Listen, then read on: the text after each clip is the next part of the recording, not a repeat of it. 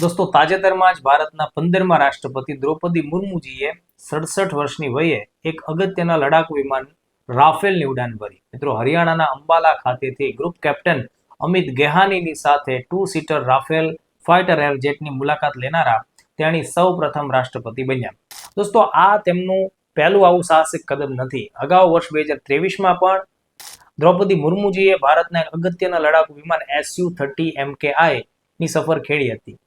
તો પોતાના કરિયરમાં, પોતાની કારકિર્દીમાં આ એક એવા રાષ્ટ્રપતિ છે કે જેમણે 2 મહત્વપૂર્ણ લડાકુ વિમાનોની ઉડાન ભરેલી છે. મિત્રો, આ બંને લડાકુ વિમાન વર્તમાન સમયમાં ભારતની વાયુસેનાના ખૂબ અગત્યના આધારસ્તંભ કહી શકાય એ પ્રકારના ફાઇટર જેટ છે.